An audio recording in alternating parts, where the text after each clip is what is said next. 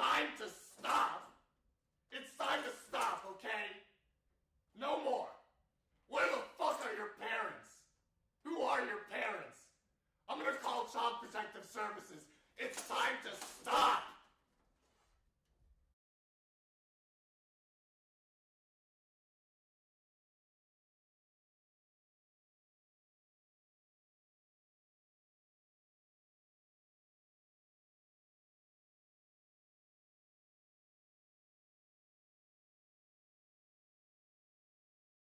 Who am I?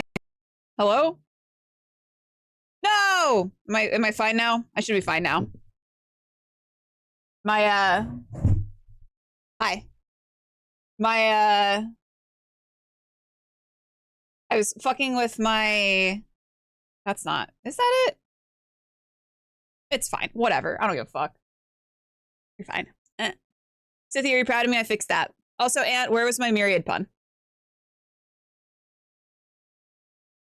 Where's my myriad pun, please? Myriad pun, please. Come on. I'm waiting. I was trying to be nice. We're not here to be nice. That's not what we do here. It's been a myriad of months. Thank you. That's all I want. Thank you. Hello, Quita. Hello, Aunt. Hello, Jetman. Guys, it's a little fucking cold. I'm a little fucking nippy right now. Anyway, we're working loud noises!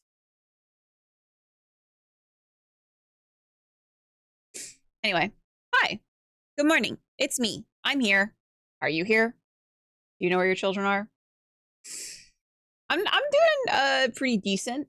I had to order a new laptop charger for my work laptop because one of my animals bulldozed through my charger and completely bent the end that gets inserted into the laptop. So that was a bummer. I can't listen. People have done worse on Twitch. Let's be honest. Would you like? No, I'm good. I'm good. To be honest, it's not even like that cold out. It's like 45, 50 here.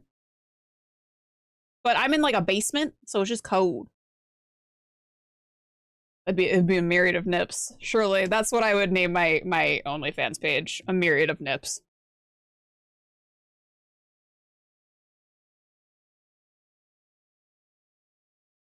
It's one of my fears about getting a pet. Them just destroying fucking everything. Yeah. This is a Christian Minecraft server. Thank you very much.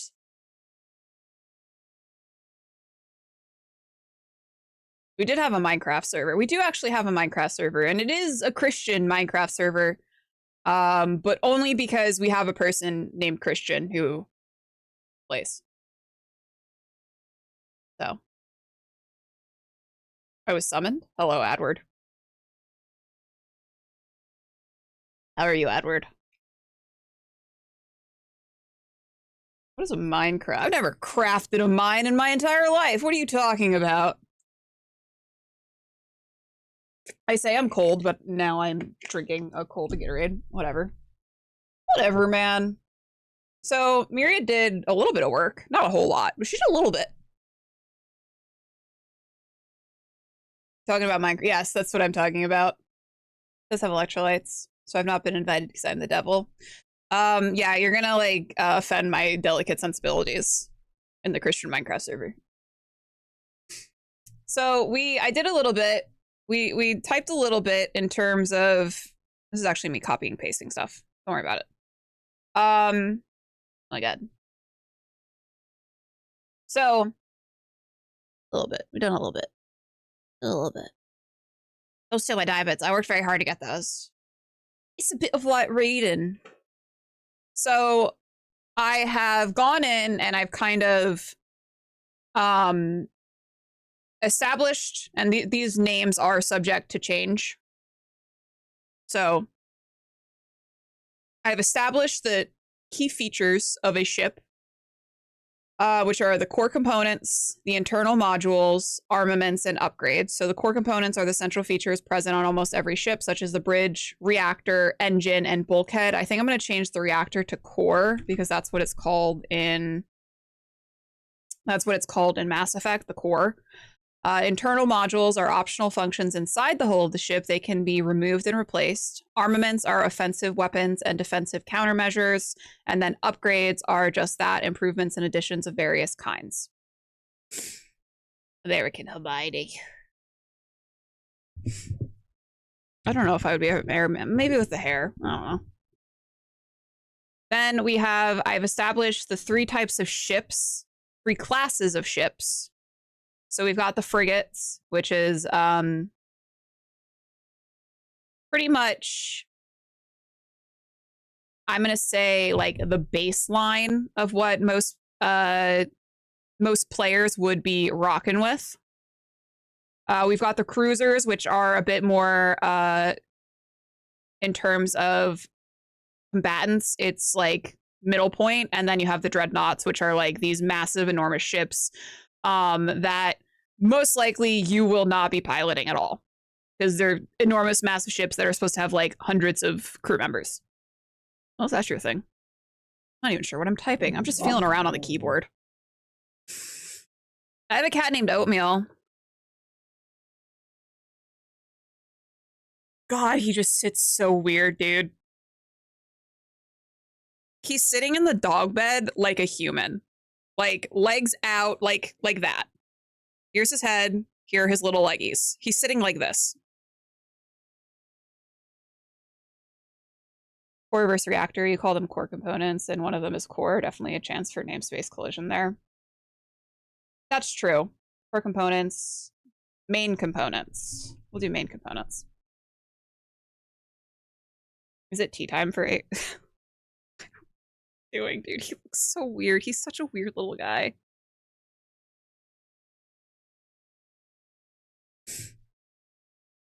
Yes, exactly, Jetman. So big slow are the dreads. Cruisers are the ship of the like standard warship, and then frigates are light and maneuverable. So they're I have like the entire like descriptions of each of them. As well as examples of the different types. So like the Normandy, both the SR1 and SR2 are frigates.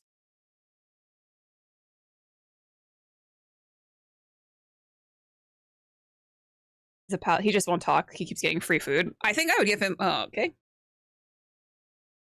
He's biting his toes right now. He's like on his toenails. He's just a weird little guy. I can't do anything about it. So yeah, I've gone in and I've put the 3 main classes. There are also other classes. So we have the destroyers, which are sort of like the obsolete class that basically was replaced by I believe they were replaced by frigates.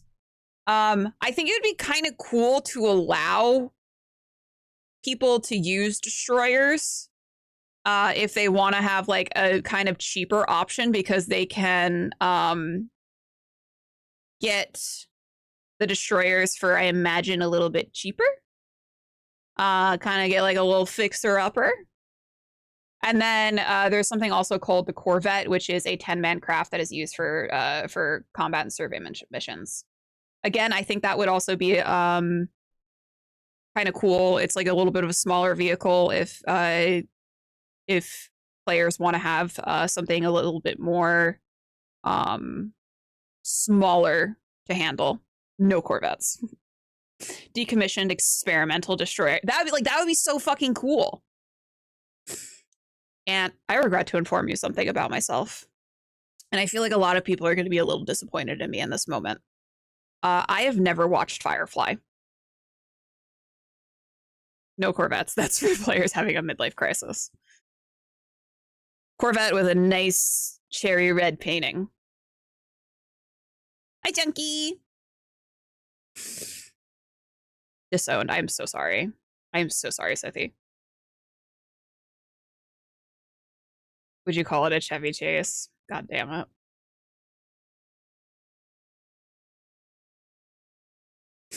Firefly is throwback. I rewatch it now and then. I wouldn't say it's great. Ooh, it was pretty good, to be honest. I've like met so many. It's only one season, Myriad. It doesn't matter. I won't watch a 10-minute YouTube video if I think it's too inconvenient. What's up, Harley? How's it going? It's going good. I'm letting everyone know that I've never watched Firefly before. I'm really sorry. I probably would like it. I admittedly, I would like it.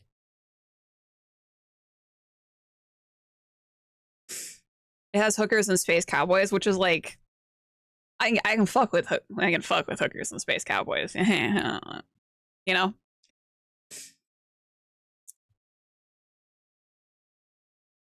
Think about song you wouldn't believe your eyes about. Guys, you call them fireflies or lightning bugs.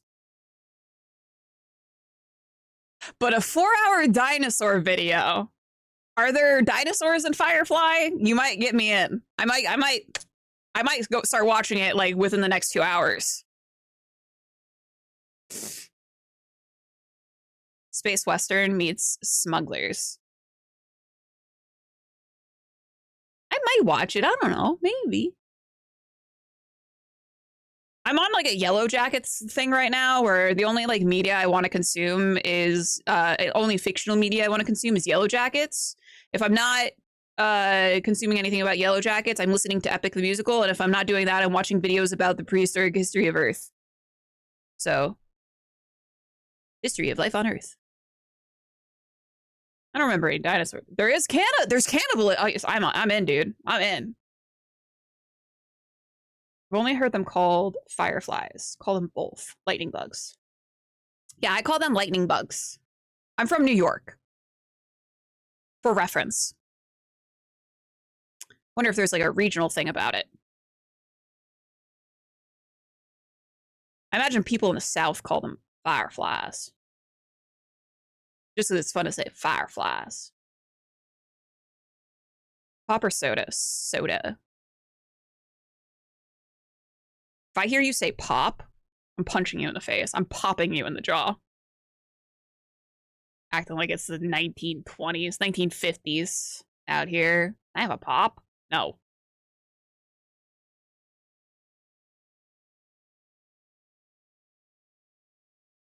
Soda pop? I'll allow it. I'll allow it. Yeah, I feel like it's like a Midwest thing to call it pop though, right?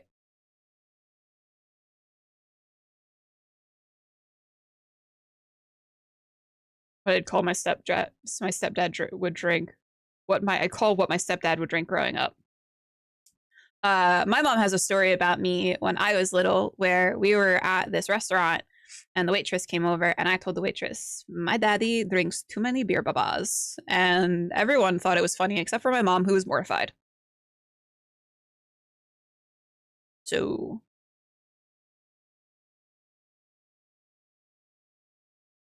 I think only like Minnesota sticks with pop. Apparently I used to call beer dad's juice. Yeah. It's got opinions. I was telling everyone in my family's business is what I was doing. I shouldn't have been doing that. Hey, say lovey.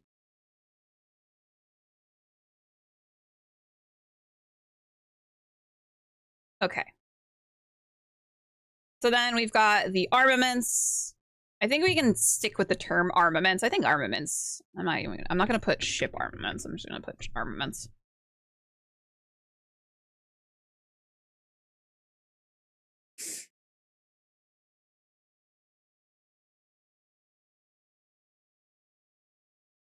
My hands are really cold. I was trying to type before and like, you know, when like your fingers are just too cold, they're just not moving as quick as you want them to. I just have poor circulation. Okay.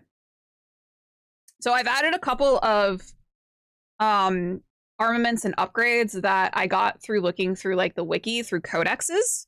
So I think I probably missed a few, so we'll make another pass around the wiki to just kind of gather codexes to kind of use as our jumping point. But we have abrasive armor, which is armor that is essentially used to reduce damage of solid objects. So you can get abrasive armor, and you can have this as an armament, and it'll help you when it comes to basically any sort of solid projectiles. But it won't do anything against like lasers, particle beams, things like that. We've got disruptor torpedoes, which are powered projectiles with warheads that create random and unstable mass effect fields when triggered. These fields warp space-time in localized areas. The rapid asymmetrical mass changes cause the target to rip itself apart. So this is good for like enemy kinetic barriers. It prevents damage to the parent craft because yeah, it'll just disrupt things. Ablative. Yes, it's called ablasive. Ablative? Let me double check. It could be ablative. I might have misspelled it. Is ablative. I told you my fingers weren't working before. We've got the Guardian, which is the general area's defense integration anti-spacecraft network. Guardian consists of anti-missile, anti-fighter laser turrets on the exterior hull. Hello. Joel's home. No, Myriad just was typing or before hello.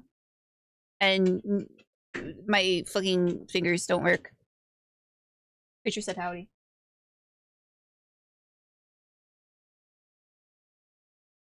Hi, Creature. Yeah, here. Hi. And then we've got mass accelerators. Mass accelerators propel solid metal slugs via electromagnetic attraction and repulsion. A slug lightened by a mass effect field can be accelerated to extremely high speeds. So basically, the ablative armor would be able to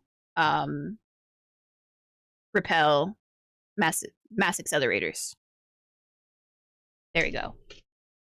We've got a Javelin, which is an experimental close assault weapon fitted on a handful of new Alliance warships. It consists of a rack or two or more disposable disruptor torpedo tubes bolted or magnetically slung onto the exterior of a ship's armored hull. Fired on converging trajectories, the torpedoes detonate in a precisely timed sequence that allows the warhead's dark energy to resonate and thereby magnify the resulting space-time warp effects. Very fun. Mom was home. Playing Solasta 2 demo the other day, and they have so many typos in their dialogue. I feel like I would be mortified if people came to me and were I released a demo, even a demo for a game, and they were like, "Oh, there's a lot of typos in this." Yes. You wanna order it? Or do you want me to? Oh, you make a decision. Let's try this one. No.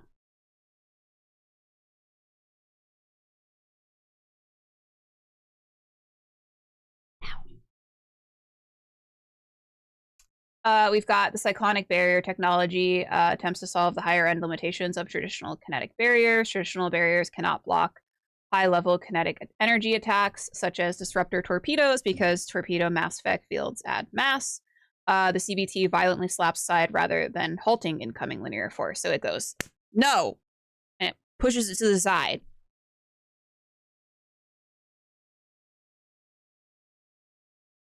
Sorry, guys. Joel wants me to put Chinese food on.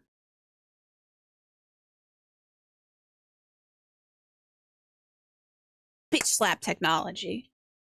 BST. Apparently there's no result for Chinese when I type that in. Like,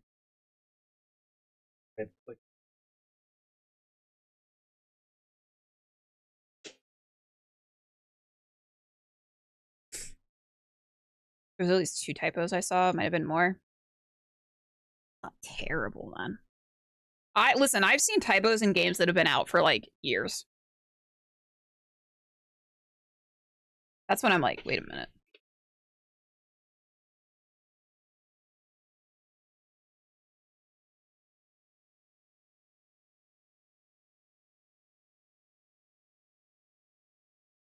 I just want crap.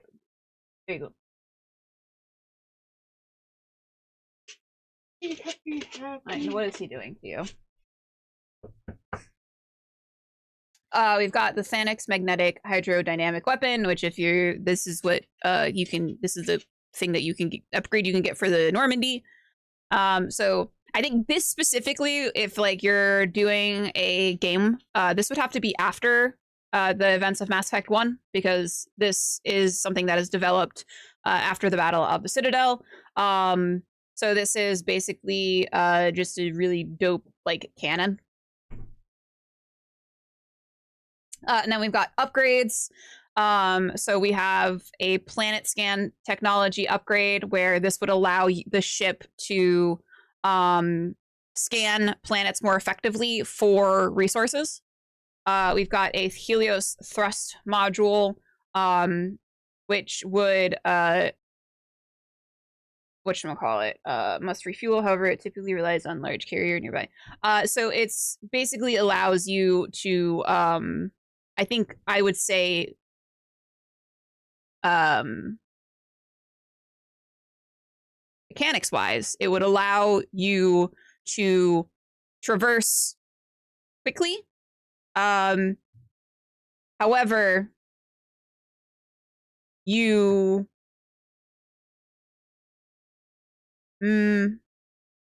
thinking.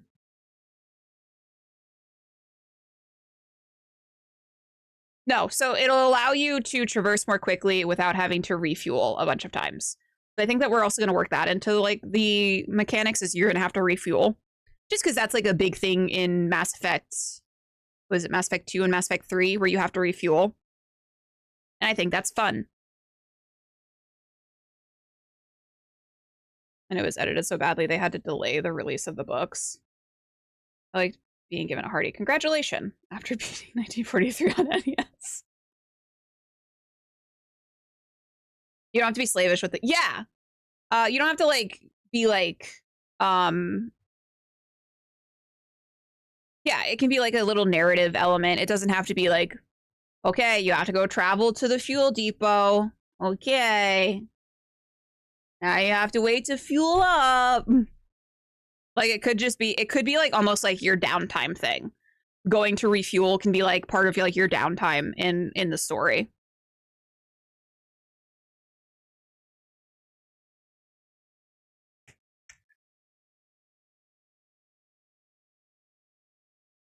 Keep track of how many parsecs you've traveled.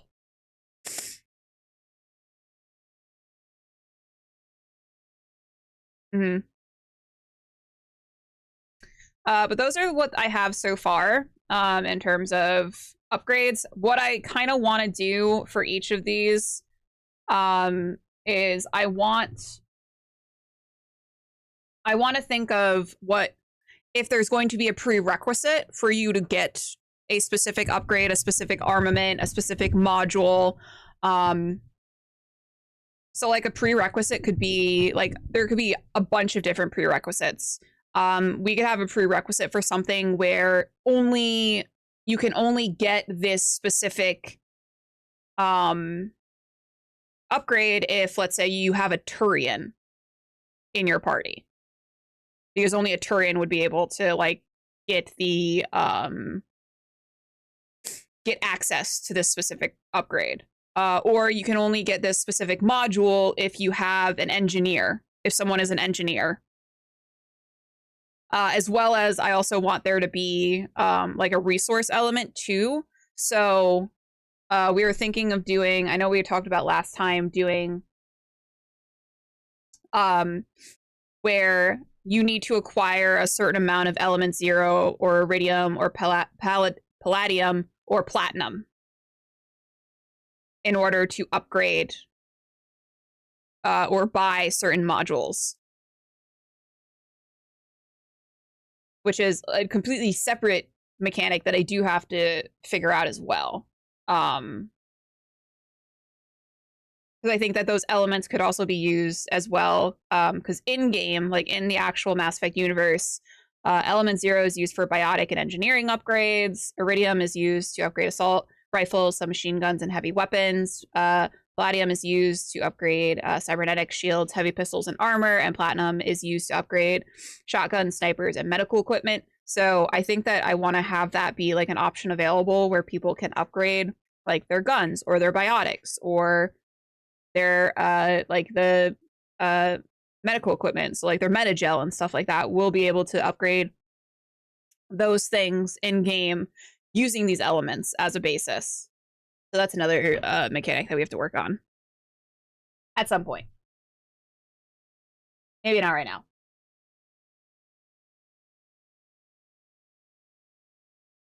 And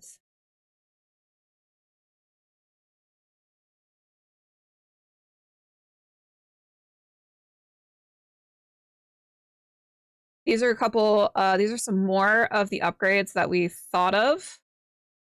So we have like the armor, shielding, cannons, that kind of thing. Mineral scanner would be the planet scanner. We could upgrade like the fuel cells. And then I think how I want to do it, where we're adding things in like a med bay, a science lab, a war room, I think that I want that to be, that's going to be the module aspect where you're able to add a certain amount of modules to a ship. But that is not going to be like an infinite number. Like so like for a very basic class ship, like you're only able to add like maybe 3 modules to the ship or maybe 2. So it's like you have to actually think about which modules you want to add on, like what is the most important to you or to the party at the time. So would you rather have a med bay in order to, let's say, make sure that you're able to completely recover from like missions? Or would you rather have a science lab? Or would you rather have like holding cells if you like you're gonna try and be like more mercenary type party? Hello, Maisie.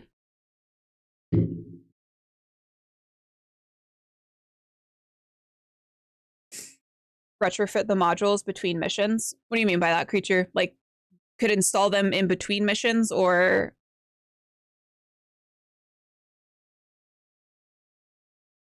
swap them out? So I would say that I don't think that I would allow that. Which is something like that's why I want it to be like a hey, you need to like actually think about what module you would want to use. I would say that you're going to be able to switch modules at some point, but it's not a matter of swapping them out. It's a matter of, hey, we actually don't really use the science lab. So I think that something that would be better suited would be like a med bay. And then you would have to use the resources to switch that out. But it's not like an interchanging one.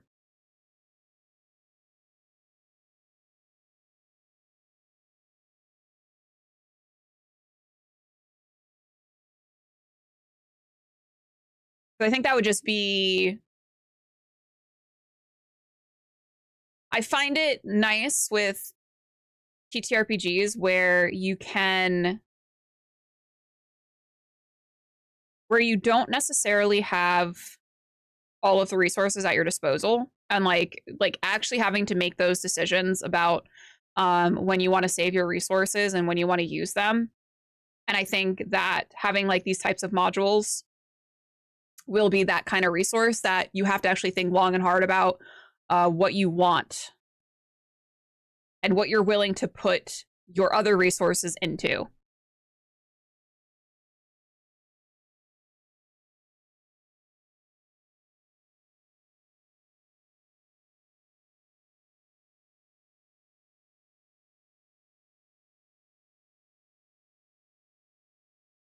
And I did like, so we're gonna have certain like upgrades, certain rooms, certain modules. I think we're gonna have sort of the function of it will be if like if a player spends a scene in one of the rooms, they're gonna get a certain benefit.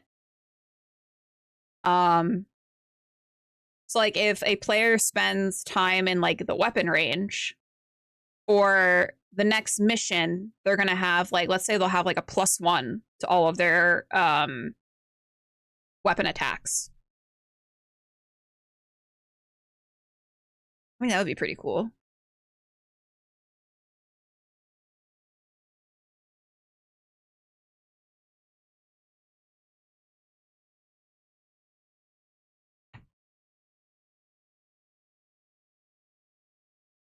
think Bosa is scratching on the other side of the wall. I don't know if you can see the wall moving. +1 to Riz for spending time at the curb. You go to Afterlife.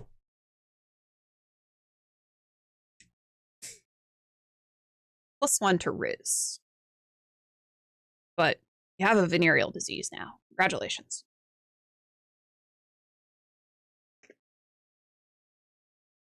Sometimes things come at a cost.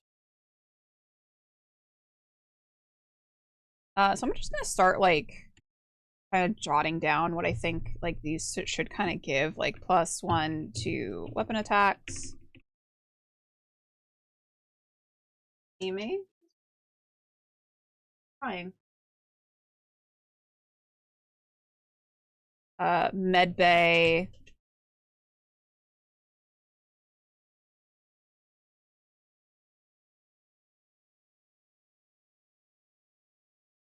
Med Bay should be like a +1 to medical rolls. I forgot what I called the skill. Space clap. It's probably worse than Earth clap. Probably makes you like, girl, what is wrong? Macy had a lot of trauma last night. Probably makes you like leak like purple viscous liquid. Artie, do not add insult to injury.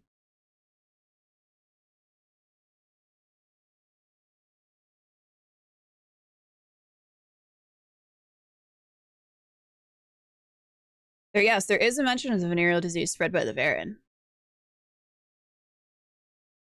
Medical probe bay. Hi, Meme. It's okay. You're okay. No, life is very scary when you're just a little lady. Terrible.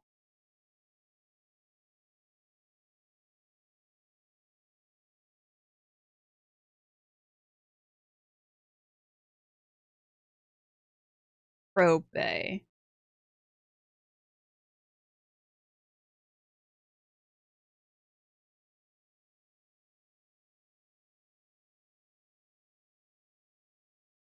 I want to say something like in terms of able to deploy additional probe when mining planets.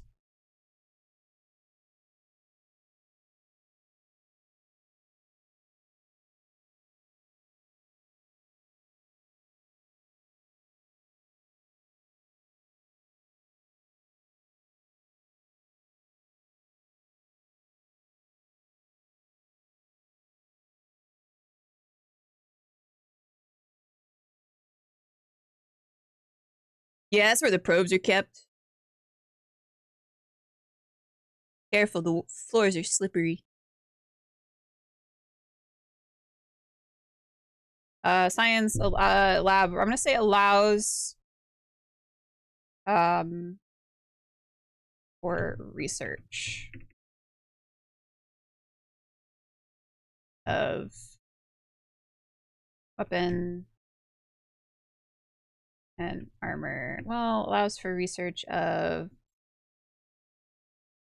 we're gonna say biotic upgrades, because we have an army and weapons lab, which I think is what we're gonna do for allows the research of armor and weapons upgrades. Hi, Cookie. I was all, I wish Myriad would stream. Bam. Not really, but sounded good. Hey, I'm here.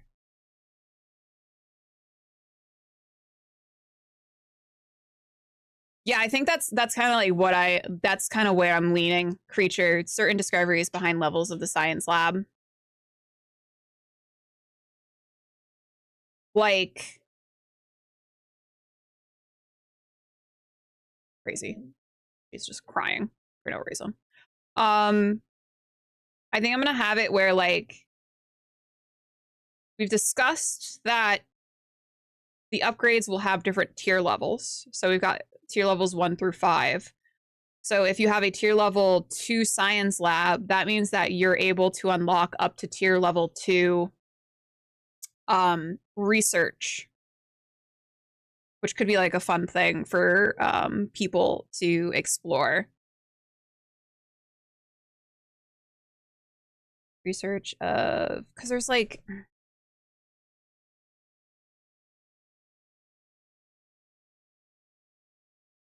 trying to find like a catch-all, because like you can do like, there's going to be like biotic research, like the heavy skin weave research, armor weapons tech and ship upgrades. I'm just gonna say upgrades. I'm just gonna use catch-all of upgrades. We can switch it later. Based on tier level. And then this is going to be allow for research of armor weapon upgrades based on tier level.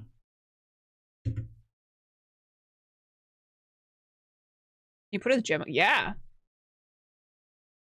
You put a gym? Gym. Would be a +1 to, what are they? Strength rolls? You can do strength. Force rolls? Oh, fuck. Thanks. God, that scared me. I bled. Damn it, Jim. Damn it, Bobby. Actually, we'll make it a +1 to like strength across the board.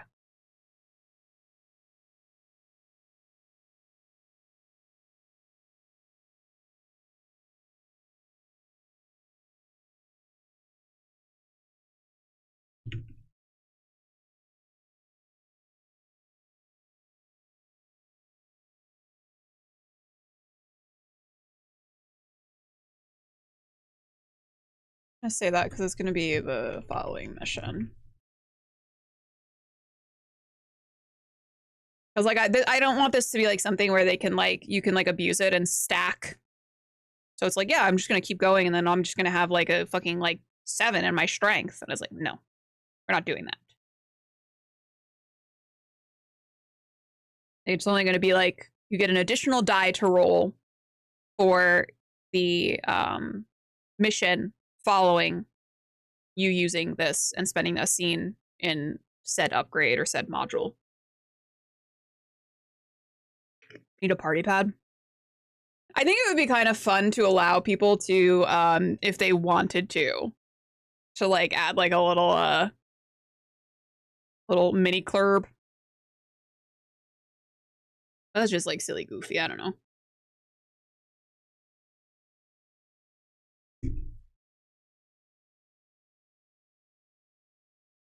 Sad break room. Yeah, if you go to the sad break room though, you get like a minus to all empathy rolls.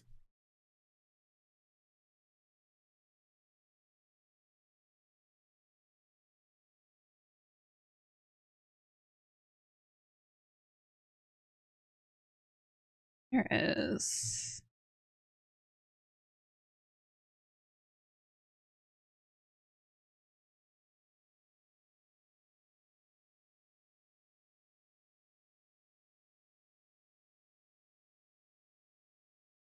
Dance by yourself.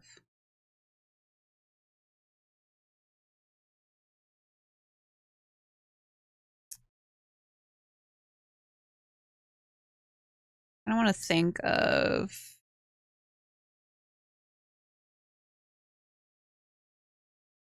And then the war room, we had talked about the war room. Where was that? Recruit. And recruit advisors to send on missions. So like the war room could be something that can be like sort of like a passive thing for you to do. So you recruit people to, and I'm thinking very much in the vein of like Dragon Age Inquisition, where you have like your war room, you've got your 3 advisors, and you can choose which one is going to handle a specific mission. So you send them off to do that mission, but it can vary in results depending, because they're all going to handle the mission differently and separately. Dance by yourself. Dance with somebody.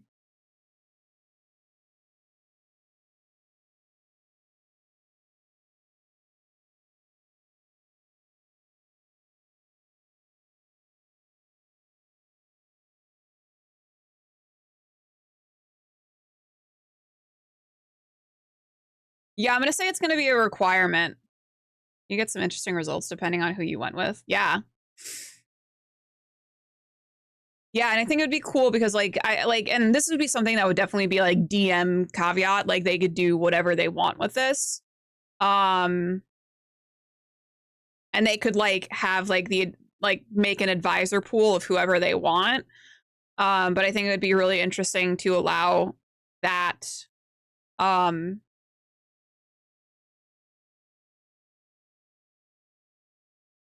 And it would also mean that like if you're going to hire like an advisor, and I don't think we're gonna call it an advisor, but that's just kind of like the catch-all term I'm gonna use for right now until I think of a better term, because I just don't think advisor really suits the it doesn't really suit like the setting for me. It'd be the end of the arc. You went with one advisor. Other times, if you go to a different advisor, could go half the game. Yeah, like the efficiency for which they're going to do the mission, the rewards that you are going to gain from the mission will vary depending on what advisor you went with. Like if you have like an advisor, and I think that we'll make like maybe stats or something for like the advisor. So like if you choose an advisor that is more like brutish and like less likely to go like a diplomatic route, and you send them on a diplomatic mission, it's not going to turn out as well as it would have if you had sent the diplomat, you know? It helps inform the GM of the types of stories which the party wishes to engage. Yes. I dispatch Cullen. Cullen, go take care of this. Cullen, go be a brute force man and just swing your sword around.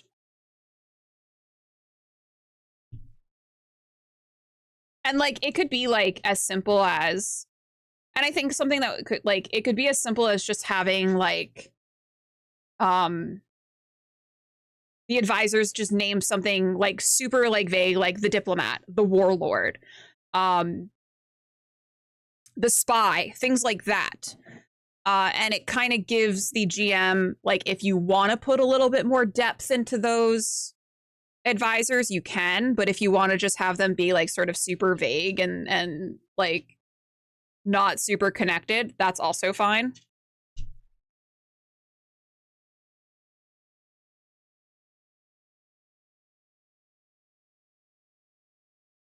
Imagine a party that's 3-1 in favor of science exploration. The one person wants action, shoot them up. The party goes on science expeditions, but are waylaid during their mission. Person always starts something, trying to start something so they end up in combat. Star Trek, is this you? I'm just gonna type warlord.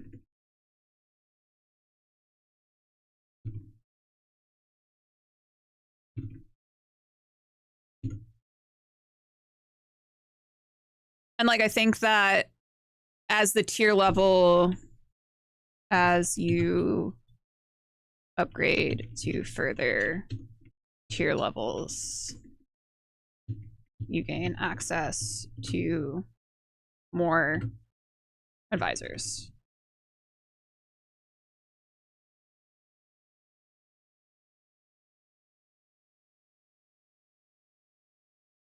They're tropes for a reason.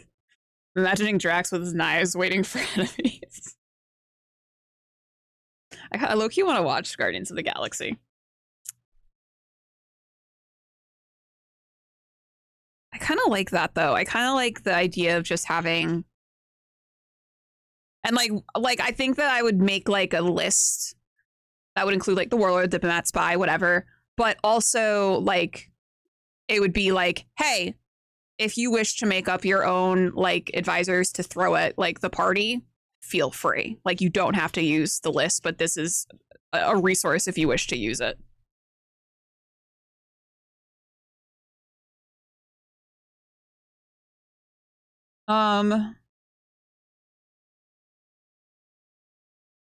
Allows for the holding and transport of prisoners for bounties and other missions.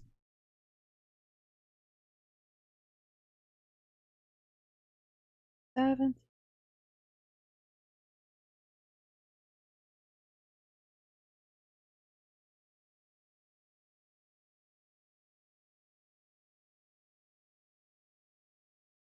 Yeah, and I think having like holding cells like kind of be like a prerequisite to take on like bounty missions would be nice. Maybe not necessary if the crew wants to risk like trying to lock up someone without the necessary throw them in the sad break room. That'll really just whittle away their will to live, you know?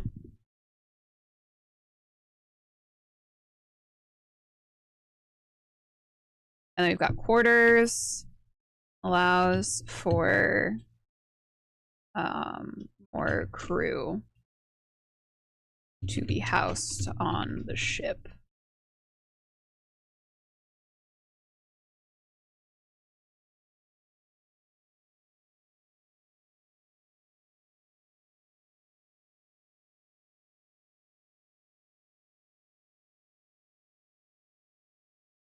I'm actually going to separate cargo bay and hangar. So cargo bay allows for the transport of goods. And then the hangar allows for the use of a terrain vehicle. Allows for the storage of a terrain vehicle. Like, i.e. Mako. Mako. Mako. I say Mako. I don't think that's correct, but I keep saying it. And I'm not going back. Hangar, I hardly even know her.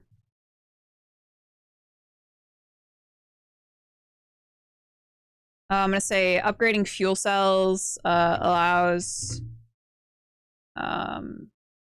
for more efficiency and less refueling.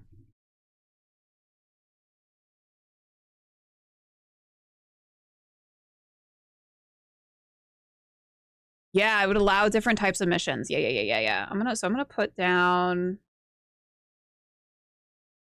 opens up bounty missions. Opens up missions for surface travel.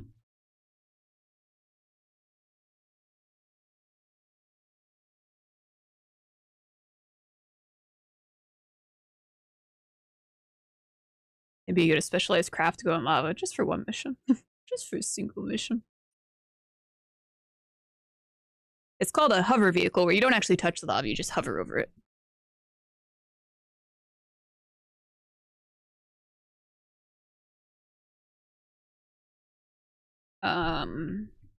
Higher tier levels allow for more vehicles or higher quality vehicles.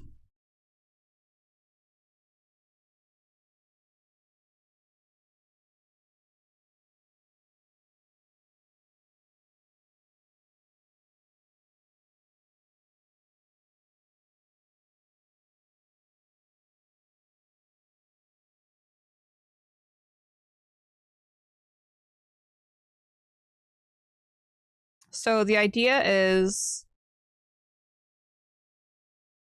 that all ships have these key features. There are three classes of ships. Each class has several options within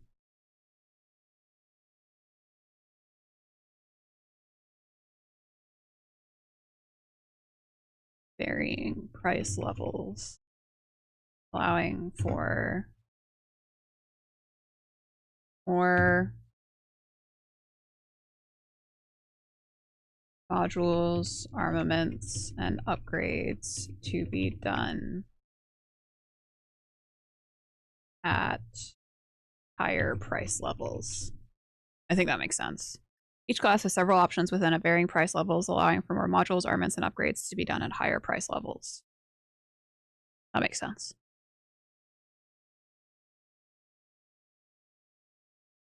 So it's like you can buy like a frigate, but if you buy like the lowest level frigate, you're only going to be allotted a very minuscule amount of space for the internal modules, for the armaments, for any upgrades you want to do. Whereas if you spend a little bit more money, if you're able to upgrade to a different ship down the line, you're able to have more internal modules can fit into it. You're going to be able to use more armaments to pack more armaments onto the ship and to do more upgrades.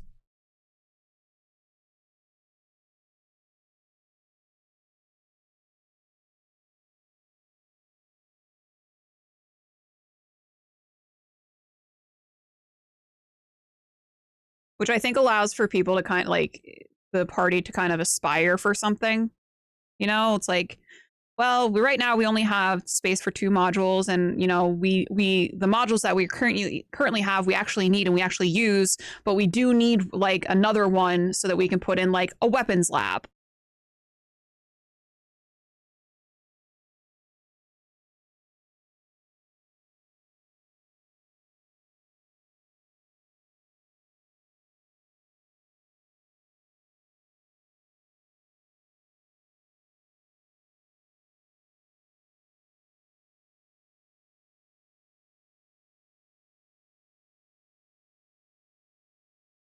You don't necessarily. Yeah, that's also true.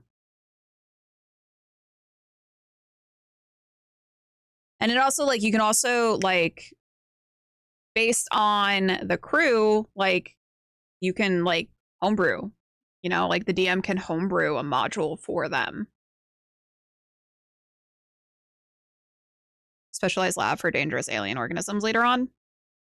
That's when we transition into the alien RPG. Like you're playing in the Mass Effect, and then you guys discover a creature on an alien planet, and one of you got infected, and then that's when you lay down the hammer of oh, now we're in the alien RPG, guys. Sorry.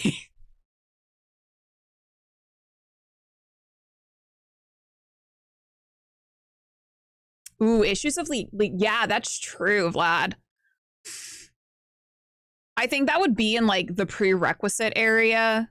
Let me put prerequisites can also include having licenses for certain upgrades as they are normally reserved for military use.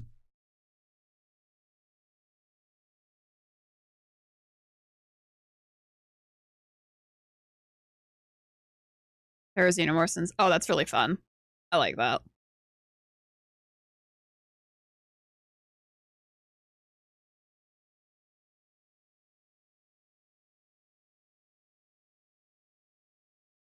I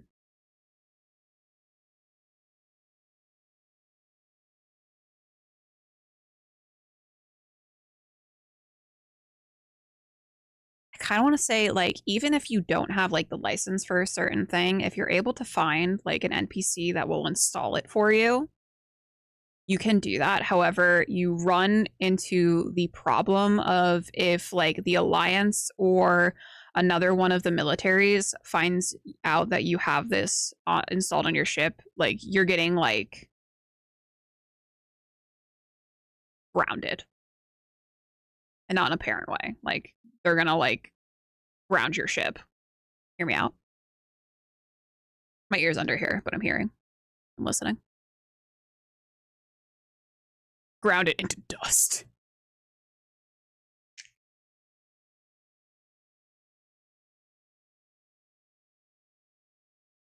Oh, he's still typing. This must be a good one.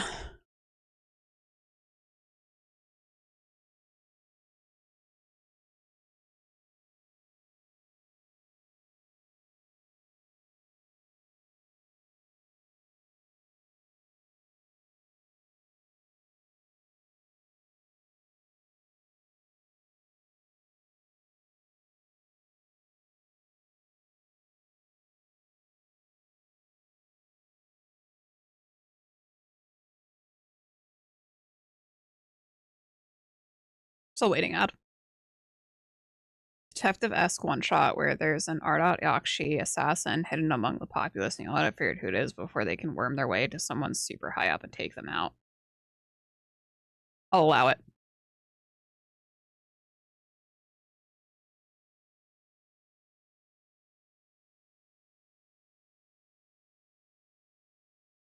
That'd be fun.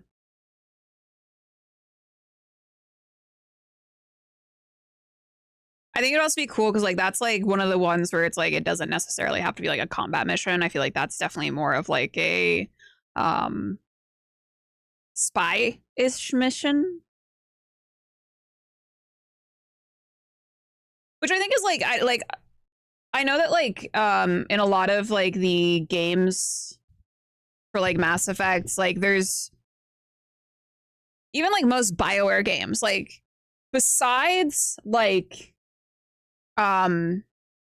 Wicked Eyes with Wicked Hearts, I think is the mission in Dragon Age Inquisition where you're at Holam Shral, where you're at the Winter Palace, and like gathering all of the rumors and things like that. Like there's not really a whole lot of sneaking or like diplomatic missions that you do without there being a whole lot of combat involved. Granted, there was still combat in Wicked Eyes and Wicked Hearts, but I think that would be really fun to explore within the Mass Effect universe because we don't really see that a whole lot, and seeing how these missions could go without having to resort to combat, unless you have that one person who will always try and make combat happen in a mission.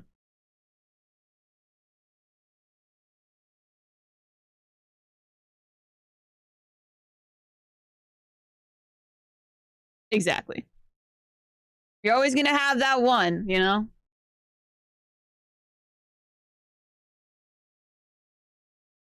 I'm gonna make notes for myself. Need to figure out mechanics for elements.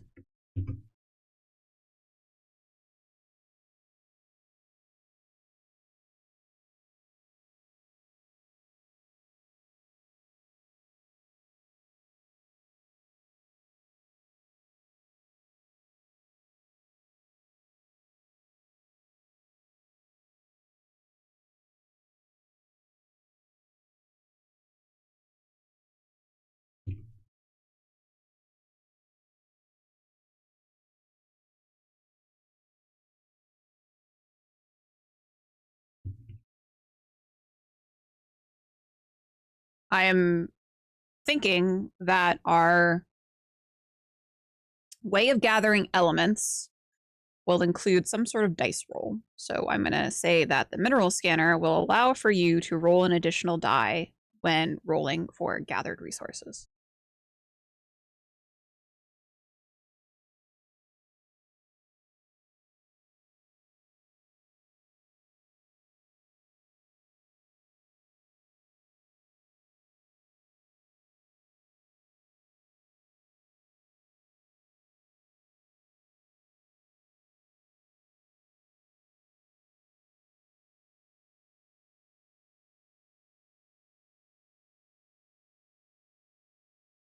Crew needs to be paid most of the time. So party needs to make sure they have the resources to do so.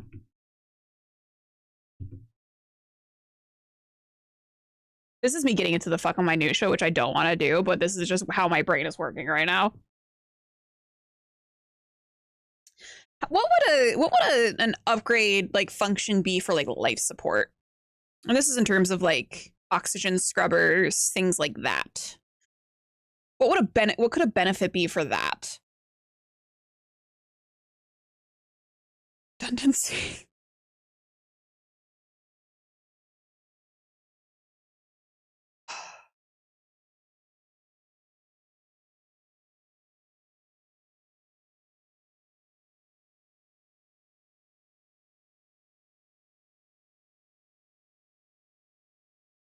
Say there's also going to be able to be 4.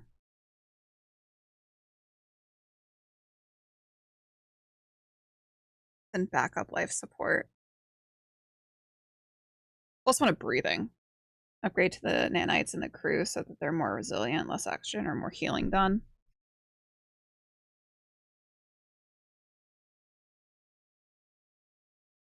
Different tier levels give different functions.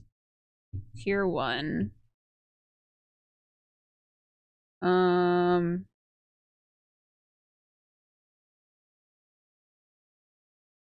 Backup life support if primary goes offline. Tier 2.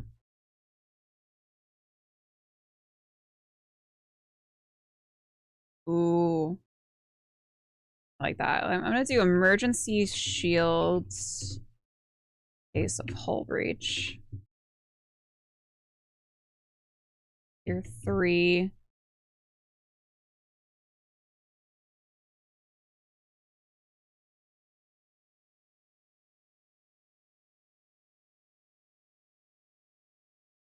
Fire suppression. I like the upgrade to nanites and the crew so that they're more resilient. I feel like that was like a little that's gonna be like a higher tier level, I think.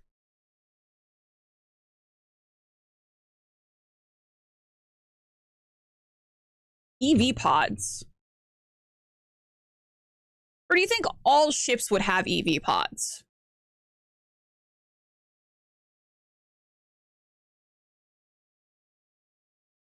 I feel like if you get like a really like, you know, shitty one, might not have EV pods.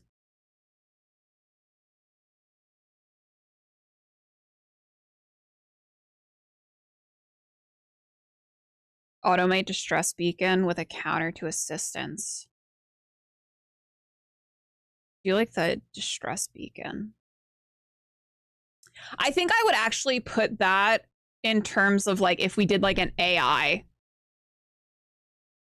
upgrade. Let's say EV pods, tier 4.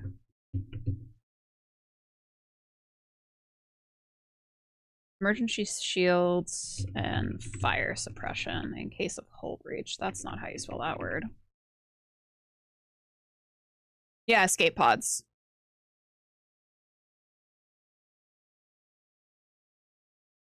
Evacuation pods, EV pods. AAA.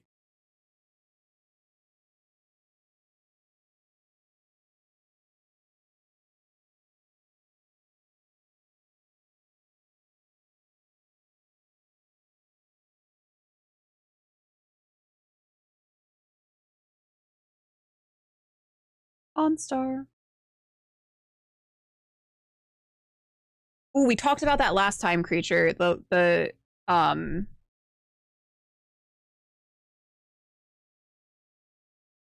support for non, what is it? Is it dextro? Non-dextro life forms? What is it called? Because there's a difference. There's dextro and there's another one, which is like what the Turians are. Unless the Turians are dextro. I can't remember now.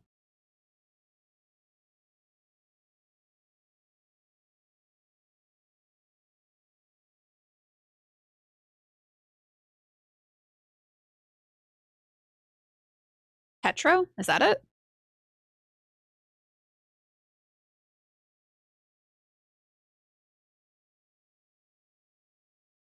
Turians and Quarians are dextro. Okay, so for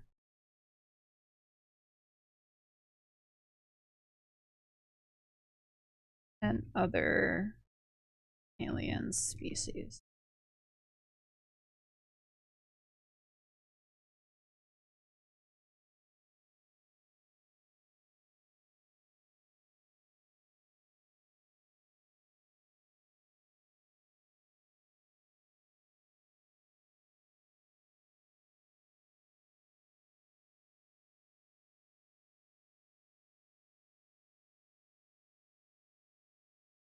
I'm gonna do the nanites one here. Upgrades.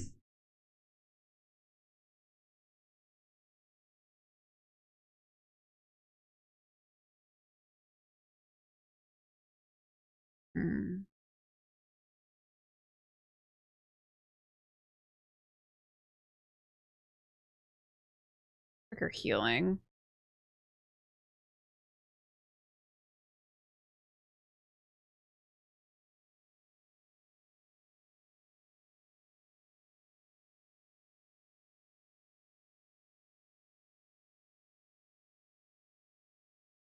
It only really affects them as far as food consumption.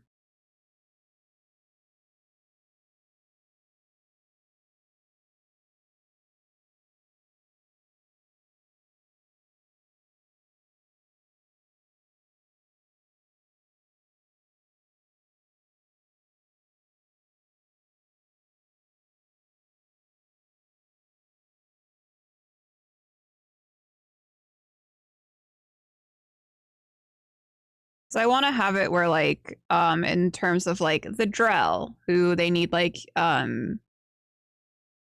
dry environments.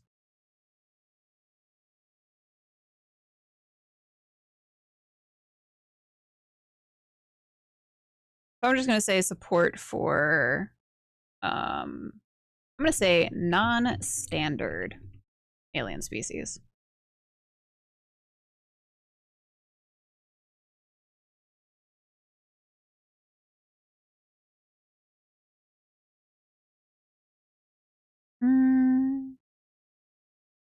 I'm actually gonna put this on tier 1.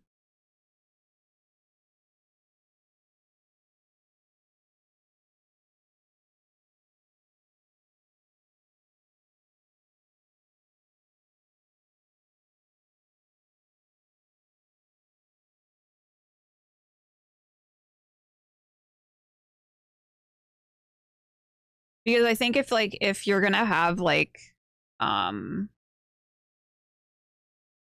if you're going to have like a Drell or like another species like that might have to have certain environments in order to, even if it's just like a comfort thing. Like if you're going to have that type of crew member, or like if someone in the party wants to play that type of character, I think it would be important to have that.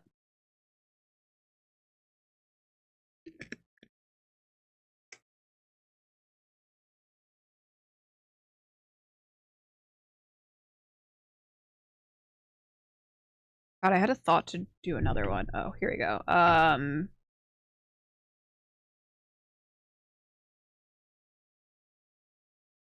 What's it called? Galley?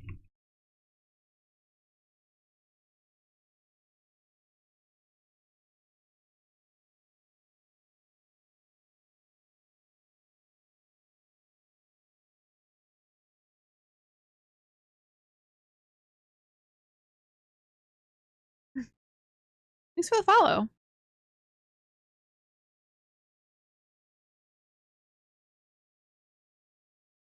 A Nelix on your ship? What's that?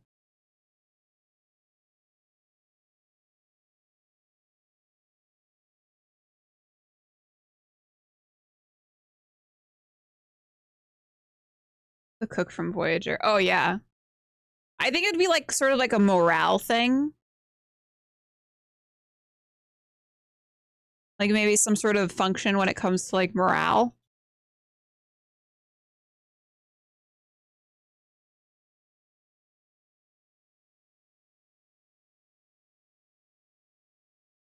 Miss Sergeant Gardner.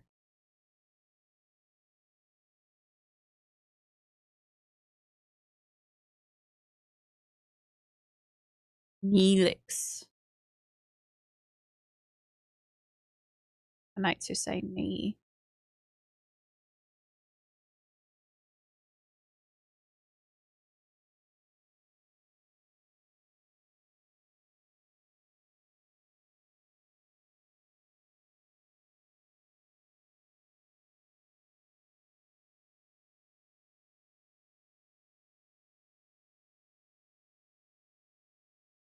So we were talking about, so how Vason has it is their upgrades are broken down into facilities, contacts, and personnel.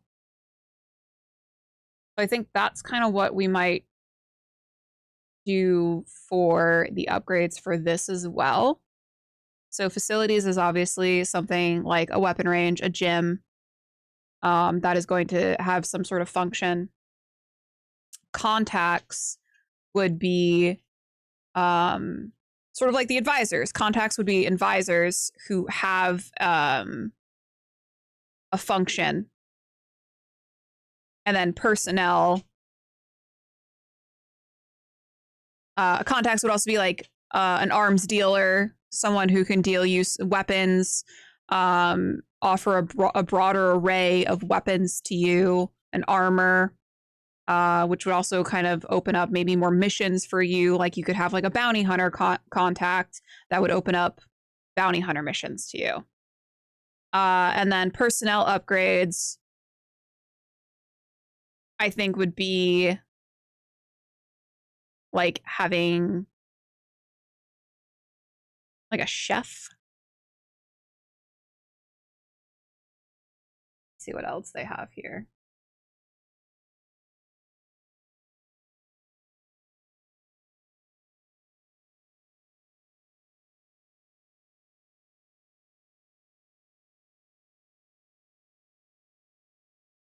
A quartermaster.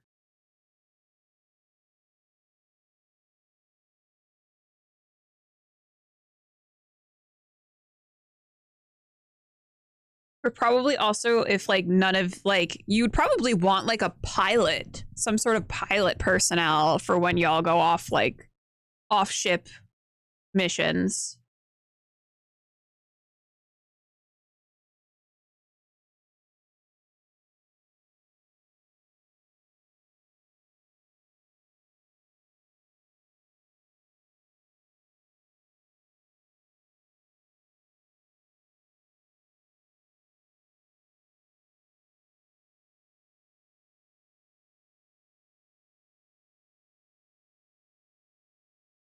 Definitely if you can't leave your ship parked on the surface of a planet. And like that would be something that's important as you are like if you upgrade your ship to like a cruiser, because cruisers for the most part aren't able to land on like low gravity planets, I'm pretty sure. So like if you have a frigate, it's fine, but if you want to upgrade, you have to think about, okay, so if we have a frigate, we're going to want to upgrade, we're going to want to hire on like an actual pilot.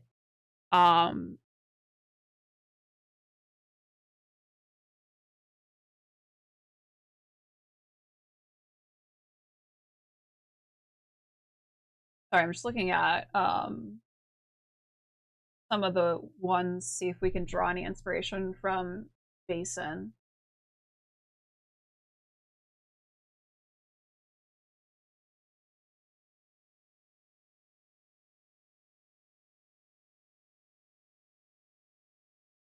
There's a fixer contact, so if like you need to get something, that could be a really cool contact to have.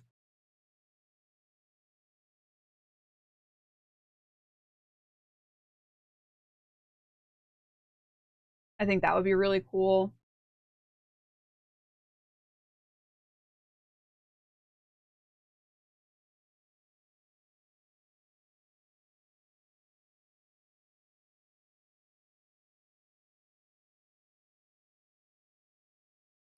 News reporter could be cool as well, because we kind of get a little bit of the news reporter in like the trilogy.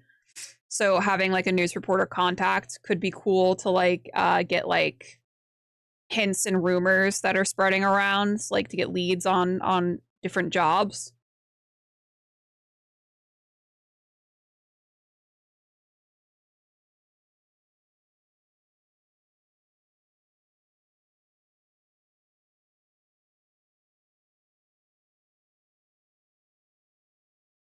Quid pro quo.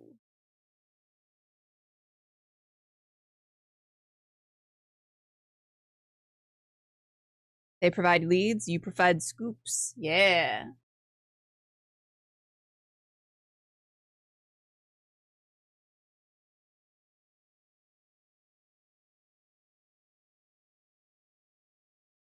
I think that would be really cool. They also have like they have police constable. I think like if you get like a contact in like CSEC, that could be another one where you can and it's like there are multiple different types of contacts that will provide you with like rumors and clues and things like that that can kind of send you one way or another.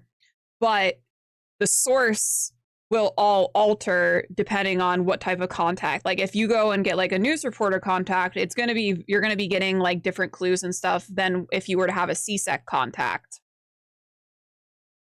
CSEC being like the police on the Citadel. Code.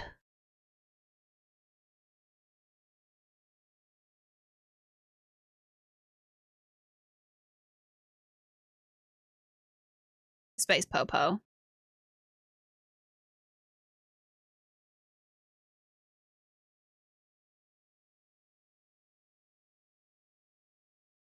I think you could also maybe find like a contact in terms of like one of like the mercenary leaders.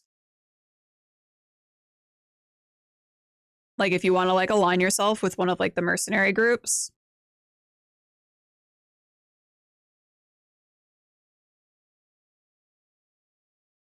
Yeah, help direct the narrative. And it's I think it's got its like mechanic use, like you're able to get like clues and stuff, but it's also like, who are you going to align yourself with? You can get like an alliance soldier as like your contact.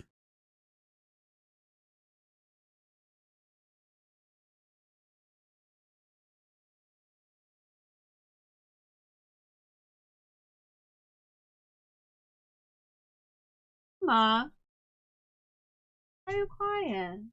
Okay. That's scary in the world.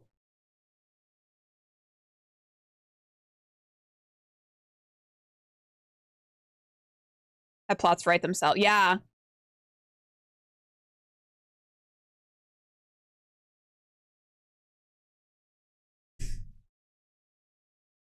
And I think that's like kind of like what I want too. Like I want, and I've said this before, like I want that little bit of crunch because I do like that little bit of crunch, but I want that crunch where it matters. And I want that crunch to also like benefit the actual like plot and like the narrative and the story. Like we have this crunch where it comes to, okay, you have to like gather resources and figure out what kind of like upgrades you want to make. But if you choose to do like an upgrade in terms of like a contact, like yeah, you get that crunch because you're kind of trying to gather the resources and things like that.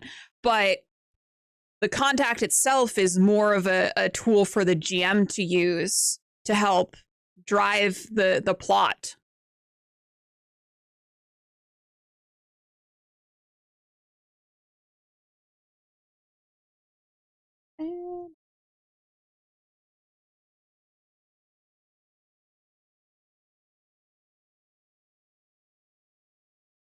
And then for personnel, we have things like a chef. So the chef would be like a personnel.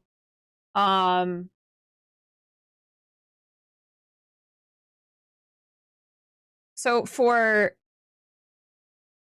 the function for the chef, it provides provisions without rolling for resources, but I don't think that we're going to be implementing resources in this game. So we could probably find like a different function for it. I think it would be fun to add like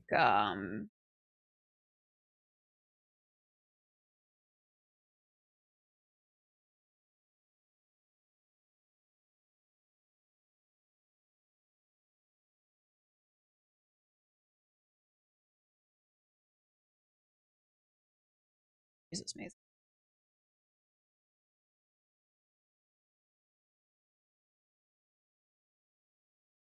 Players are telling how they want to play through their decisions on it. Yeah, exactly. It's like a handshake. We worked for this, please give us this. And then the GM goes, of course I will give you that. Yeah, it'd be like a menu, higher access to higher like quality of food. which I think would kind of boost like morale.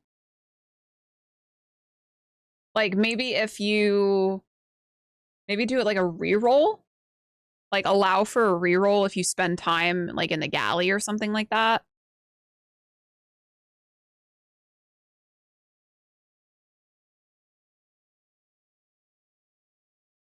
And there'd be a no. No. I don't like it.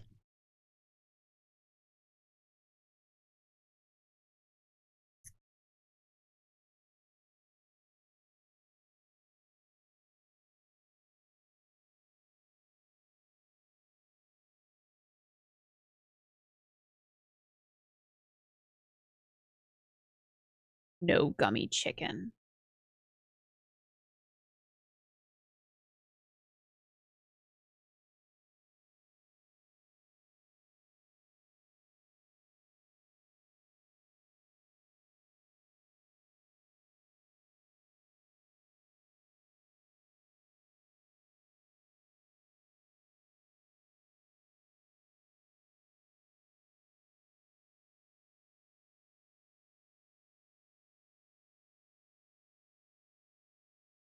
No, not that. Is that how you it's space salmonella? Yeah. Yeah, it is.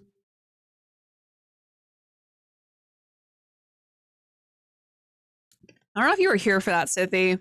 Joel and I were coming back from the grocery store, and as he had like a pound of raw chicken in his hand, in a container, but it was in his hand, he looks at me and he goes, if you could like not get sick from eating raw chicken, would you? And I was like, absolutely not. The nightmare texture issue that would happen. He's like, I probably would. And I'm like, that's disgusting. And then he was like, what would we market it as? Chewy chicken? And then he settled on gummy chicken. And I said, that's gross. I don't like that. Please never speak to me again.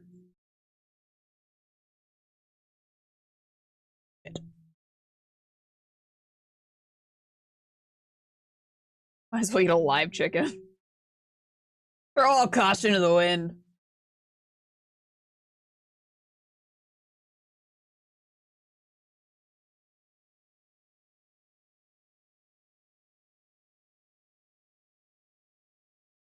Say like quartermaster, fixer, news reporter, CSEC, officer, mercenary, leader, etc. I, for one, am thrilled about the gummy chicken adventures in the future. I'm not. I think it's gross. I'm not very fond of chicken right now. Joel made chicken sandwiches the other night, and I took 2 bites out of it, and I said, oh no, this tastes too much like chicken. I don't like this. And then I gave him my sandwich.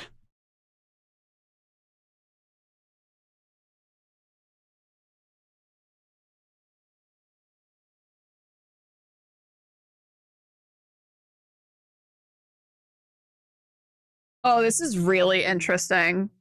So one of the personnel that you can get is recruit. So the players spend 12 points on attributes and 10 on skills. The game master decides the recruit's motivation and dark secret. The players and the game master together create a relationship with each of the player characters as well as with other recruits.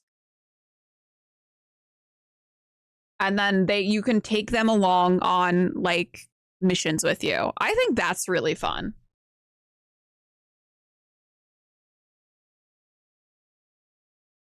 That's supposed to taste like chicken? Definitely. But gummy bacon is a thing? What are you talking about? You already have chicken in a biscuit, so it's not that crazy of an idea. Don't talk to me. Smells too much like flesh. I love bacon though. I haven't had a moment where I'm like, ooh, bacon. It's usually chicken. Or sometimes eggs taste too much like eggs. And then I'm like, ugh. Like, you ever eaten like a scrambled egg and you're like, oh no. Uh-oh.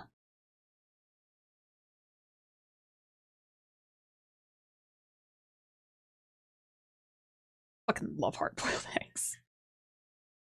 Stop tasting like eggs so hard, it's making me nauseous. I'm just trying to get in my protein for the day, you son of a bitch.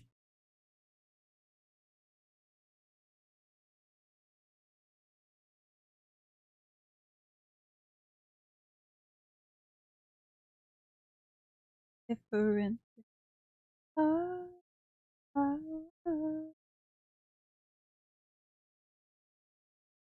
So I think my next order of business is need to break down upgrades into these. What's it called?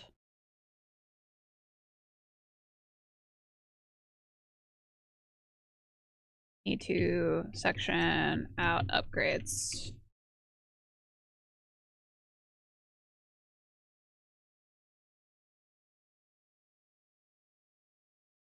Boy.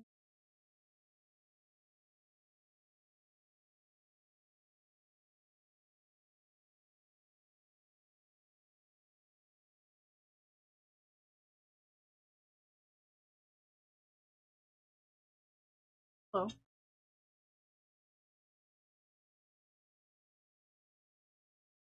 I'll learn about my. Yeah.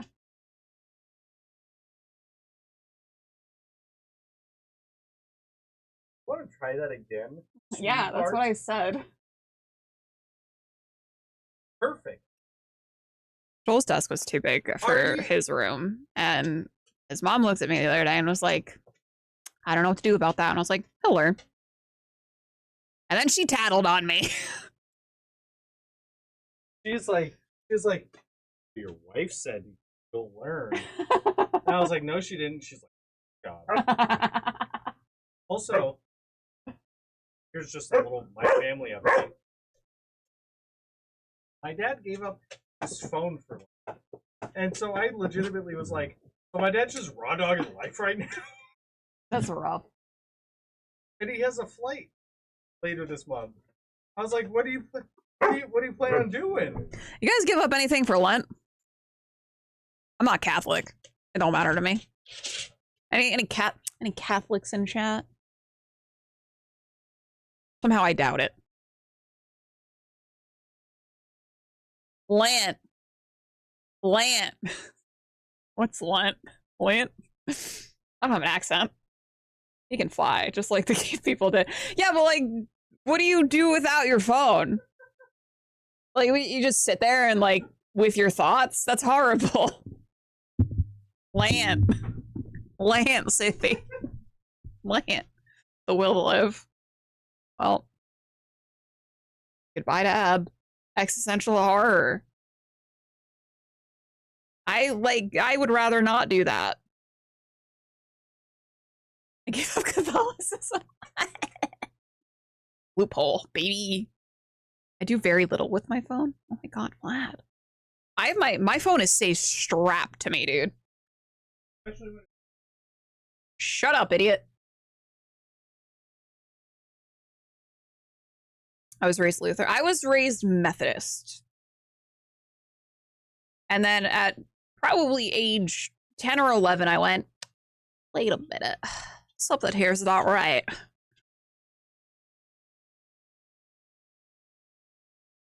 I do not have the same beliefs. Hello.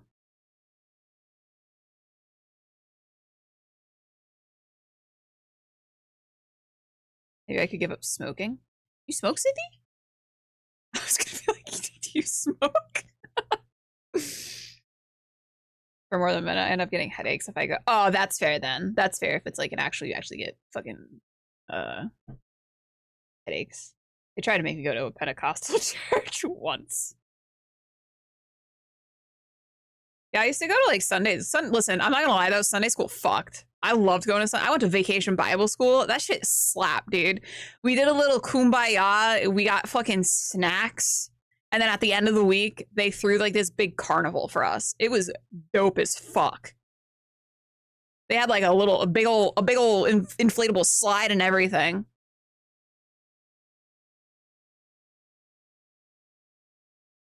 To burn if I go there.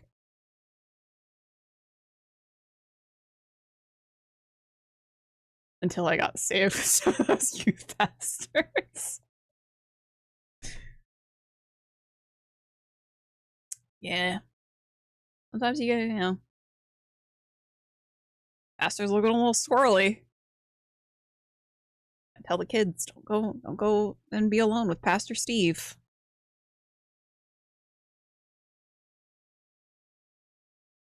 It'd be like that.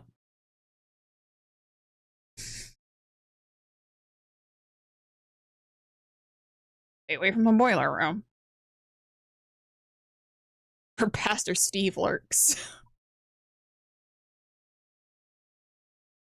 Now I'm just spiritual. I respect that. I'm like a... It's hard to describe because like I practice like witchcraft and stuff. But it's not necessarily like what's up, Jay? It's not necessarily like something that's like super spiritual for me. In terms of like there's a higher being I am praying to or whatever. It's more like the energy I put out into the world is something that I'm like focusing on.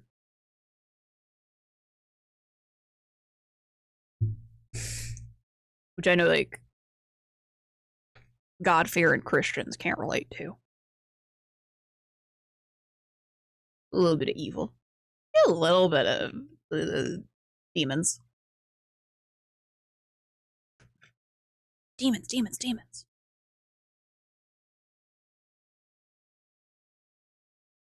We want to think about prerequisites. Prerequisite. I know how to spell. In terms of species, class, etc.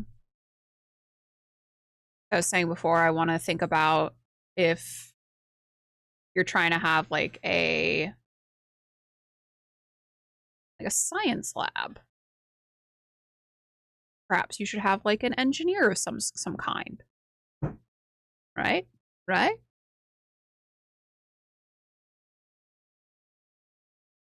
I think that'd be pretty poggers.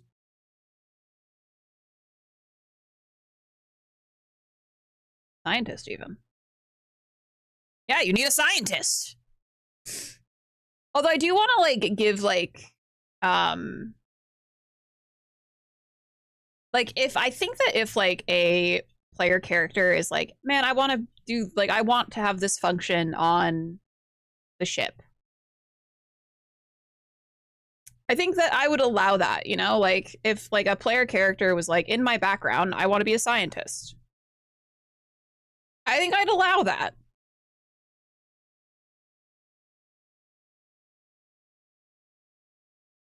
You know? Appreciate you doing all this. Oh, thanks. I honestly have a lot of fun, like just kind of talking it out. I will admit that I'm very, very productive when I'm just sitting here disassociating and like doing things on my own. But I like having everyone like to kind of bounce ideas off of.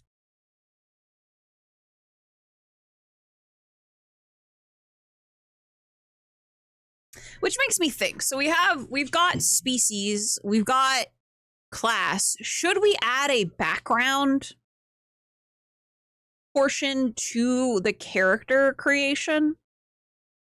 Like, would it make sense to have like a scientist, a doctor, an origin? Yeah, an origin. Would it make sense to have that? I didn't even think of it till now. Origin added to character creation. And it could be something so simple where it's just like you pick your origin and then you just get like a bonus in your attribute.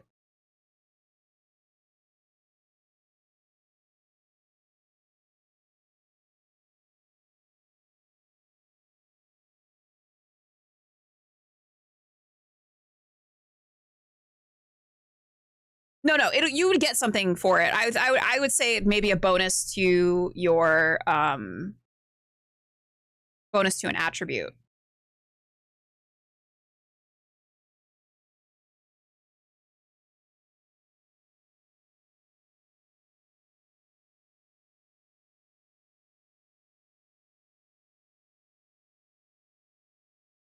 I was an adventurer like you until I took a laser to the knee.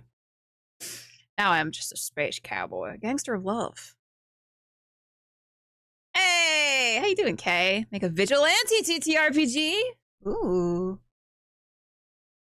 I love that. Some people call me Maurice. That was me trying to whistle. I can't really whistle with my piercing in my lip. That's something I've given up as a person since I've gotten my lip pierced.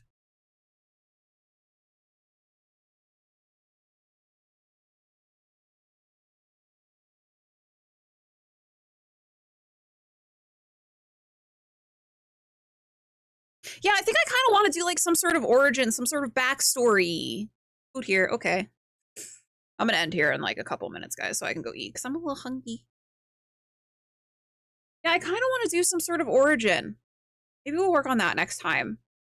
I kind of want that because I think that that could be really cool. And add, you know, inform the narrative and everything. And it kind of gives like you a little bit, like if you say, hey, I'm a scientist, and then you get like, you can either add like maybe like a plus to your observation skill, or you can be like, I'm a doctor, so you get a plus to like your first aid. It doesn't have to have a mechanic tied to it. I think that I want to have a mechanic tied to it, so you get a little extra, because like if you have an origin in something, that means that you have some sort of specialty in it. So I do want you to get a little something, and I don't think that I have in terms of like the species. There's nothing that actually increases your skill. So I think having it where your origin is something where you're able to increase a skill, I think would be perfect. Origin, asshole. You actually get a minus. But I do want to leave it where you get, like, if you say you're a scientist, you can maybe upgrade. You get to upgrade, like, one of these, like, 3 skills or whatever. And then everything else can be left to you and, like, what you want. You know, I think that allows for, it's not where it's like completely overbearing on the, like, because I feel like sometimes, like in terms of like other TTRPGs, like with like D&D or something, where you say, oh, I have this background, I feel like you get put into a very constrained box sometimes, where like the function of the background kind of limits you in terms of what you're actually able to do. And you're like, well, I wanted to have this sort of background, but I don't really want those mechanics that come along with it. But I think that like having just like a +1 to a skill, it's beneficial. And also then it allows you to build the backstory the way that you want it to be built. Origin, Hawk Toi. You get a bonus to slobbing on that knob. That's now an official mechanic. You're welcome.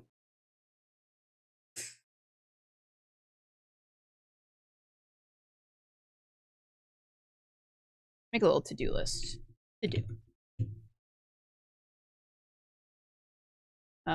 Prerequisites. So we're going to say build out, upgrades, and modules.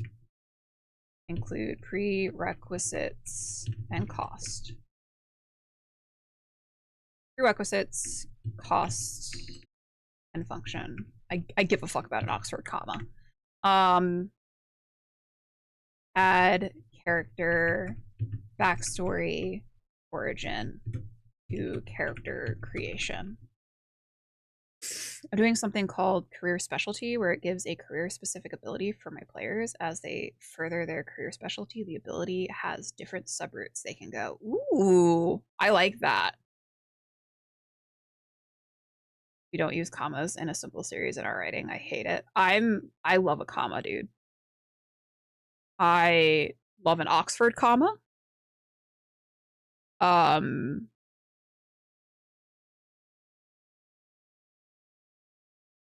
don't like it when people don't use Oxford commas. Makes me a little angry.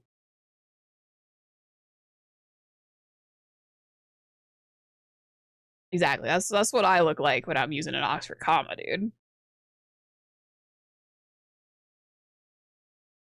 That's really cool, though, okay? Like a vigilante TTRPG with career specialty. Damn, that sounds fun.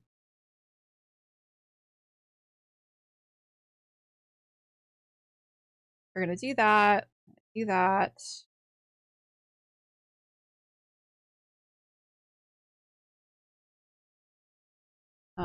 We need to establish the mechanics for how resource gathering works.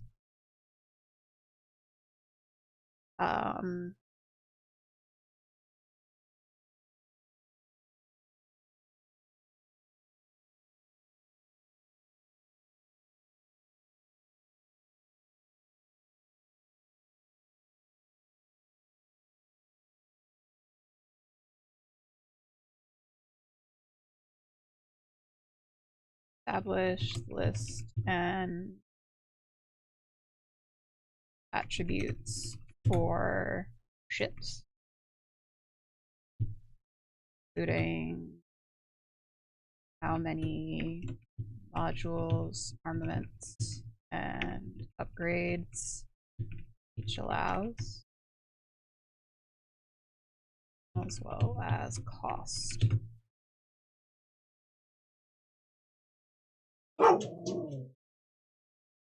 Food for thought. You might identify portions of the game critical for completion before being able to play. A lot of other stuff can work in progress while you play. That's true. That's very true.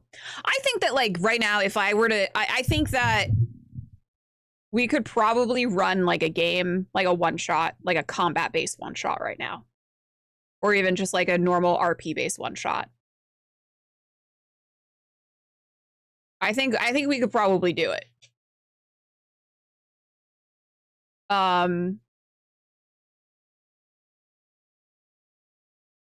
Because like I said before, like the whole ship thing, that is going to be very much an optional feature. I know I'm like putting like so much thought and effort into it and building it out a whole bunch, but I want to build it out for the people that are actually going to use it and like who want to like chew on it, you know? I also, yeah, I think like once we put in the backstory, so maybe we'll work on the backstory next because that's something that's going to be needed for character creation and for like actual purposes for playing a normal game. We traveled to Earth for spring break in Florida. Hold on, you got spring break in Florida one shots. You got it, buddy. There's enough seasoned GMs, players around that you could test out lots of this game. Yeah. That's very true. I think I'm probably gonna think about like what else I need. Because I think what I want to do is I want to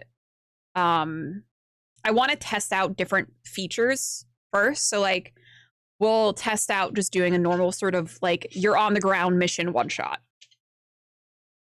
And then maybe we'll test out a one shot where you're going in and you're upgrading your ship. You know, I'll give the players an allotment of resources that they have gathered, and we'll go in, we'll upgrade the ship, and then we will run a scenario where they have time to, you know, utilize the upgrades they have made to the ship, and then they will go out onto a mission. And we'll maybe do that a couple of times to test like the different types of upgrades and how it kind of synergizes with like, you know, between using the mechanics and the RP. And then we'll kind of like throw it all together. And I think that like the true playtest that I want to do because I want to do a bunch of like little one shots to kind of test out different mechanics. But I think the true playtest is I want to do like a little mini series. So I want to do like a little 3 to 4 parter, where you're able to, gather a little bit of XP. You can, use your XP to upgrade something, to spend your XP on something. Maybe you'll be able to do a little ship upgrade, maybe run like a mission or two, and just kind of see how it like functions that way. Introduce the Krogan to life. Yeah, I think you'd love it. One of my players is going detective, and I'm creating diff subroutes where he can be investigation, intellect, or interrogation brawn base. Just have to flesh up 9 other careers. I love that. I like that, like, you can do, like, either or. That's fun. I love having friends that I can force to be playtesters. I feel like if I were to just be like, hey, anyone want to playtest Mass Effect with me? I would get at least 4 people, which is really all I need. At the end of the day, That's all I need.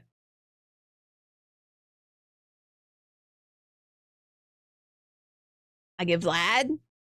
I'll bring Creature into it. You just try stuff out on Discord. That's true. I would volunteer in 30 seconds. I'll be, yeah, see, that's 4 people right there, I think, if I count right. I don't know. I don't know how to count. I'm busy that day. Fuck you. It boils down to C. Yeah, that's true too, where it's like, it doesn't even need to be like it could literally be like a 30-minute, like, test. I think the good thing too is that because I've borrowed a lot of stuff from like Alien and from Vaesen at this point, I know that these things work because I've played Alien and I've played Vaesen. So like I know that the basics of these mechanics work. It's just making sure that the tweaks that I've made don't completely fuck everything.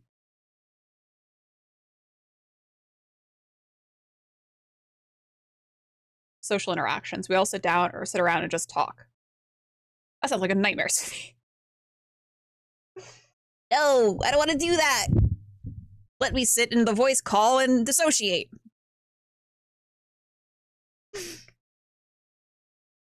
Main thing, is it fun? That's true. Me holding a gun to everyone's head. Did you guys have fun? Did you like it? Tell me you liked it. Did you have a blast? Would you come back again? I don't know if that focus group would actually work out that way. I don't know if that's getting accurate results, but that's how it would be. Tell me you liked it. Tell me I'm good. My name is Blor, and I'm an addict, space. But yeah, I think like that's what I would want to do. And then something I also really want to do is I want to actually write out. And I was telling a couple of my friends about this because I've kind of been talking on and off with them because they are game devs. They develop a bunch of TTRPGs. Some of the best TTRPGs I've played, my friends have developed. And I was saying how like I think like really the whole point of me making this is so that I can write scenarios. Because that's what I really enjoy doing. I really, really enjoy writing scenarios. And I think that I would want to make like maybe 2 or 3 scenarios to kind of like, if I ever do like an official release for this, that's what I would want to do. I'd like make like an official like scenario book. Maybe to the effect of like, Alien, where they have like the cinematics, not like probably to like the capacity of the Alien cinematics, especially like Destroyer of Worlds, because that thing is fucking huge. Someone says creature with the corporate talk. Let's see if those fuckers can get out of this. Me just evilly twisting my mustache. Just me.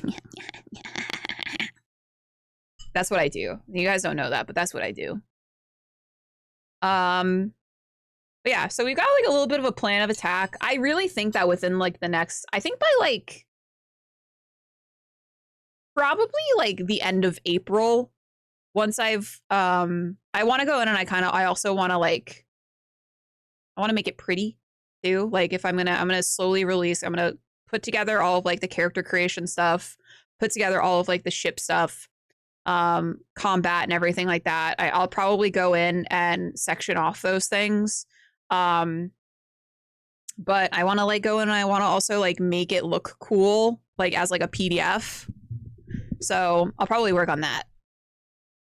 I'm always going to think of you talking to yourself like that when you're working on it. That's why I go.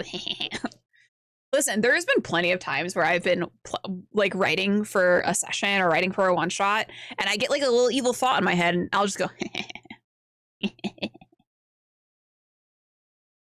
I'll be typing. They're gonna love this, even though they're gonna hate it at the same time. And I think that's the beauty of TTRPGs. Being a nefarious little guy typing to yourself. You know? Anyway, we are going to end it here. We have a little bit of a plan of attack on what we're going to do. I'm going to tighten things up a little bit in terms of like the ship stuff. I know like all the character creation stuff is pretty solid so far, so I'm excited about that. We're going to go right over into, let's go right over into Lord Kasumba. Because he showed us a little bit of love before. What's he doing? He's doing a little adventure. So we will go right on over into him. I appreciate everyone who has been hanging out. I will talk to you all later. Goodbye.